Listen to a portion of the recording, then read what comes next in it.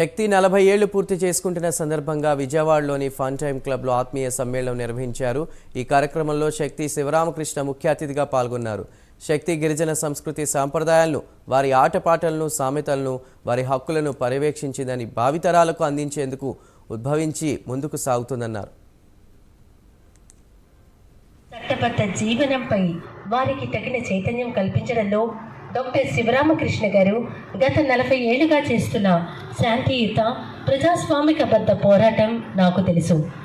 ముఖ్యంగా అప్పటి పశ్చిమ గోదావరి జిల్లాలోని జంగారెడ్డిగూడెం, జీలుగుమిల్లి, బుట్టాయిగూడెం, కొయ్యలగూడెం, రెడ్డి గడపవరం ప్రాంతాలలో నేను ఒక జర్నలిస్ట్గా 25 ఏళ్ల క్రితమే విస్తృతంగా తిరిగాను. వీరి కార్యక్రమాలపై అప్పుడే దాసరి నారాయణరావు గారి వారపత్రిక బొబ్బిలి పులిలో కవర్ పేజీ కథనంగా రాశాను. గిరిజనుల జీవన విధానం, వారి సమస్యలపై డాక్టర్ శివరామకృష్ణ డాక్టరేట్తో గౌరవించవలసిన శారద దంపతుల కృషికి ఇప్పుడు 40 ఏళ్లు నిండడంలో ఆశ్చర్యం లేదు. ఆవిడ కూడా చేయాలి.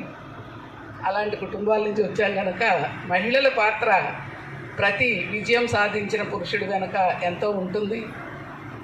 వీరేశలింగం పంతులు గారి గురించి ఎంతో చెప్పుకుంటాం, కానీ అమ్మ ఆయన వెనక ఉండి చేసిన విషయాలు ఎవరు చెబుతారు? ఇప్పటి తరాలకి ఎవరు చదివిస్తారు? టీవీ, ఫోను, ఇంకా ఏదో మోడర్న్ టెక్నిక్స్ తప్ప పుస్తకం చదివే పరిస్థితులే లేని పరిస్థితులకు దారి చేస్తున్న పరిస్థితిలో ఇంతమంది వచ్చి మాస్టర్ గురించి, మాస్టర్ ఆశయాల గురించి, చేసిన పనుల గురించి మెచ్చుకోవడం, ఇంకా విజయవాడలో కొంచెం బతికే ఉన్నాం కొంతమందిని.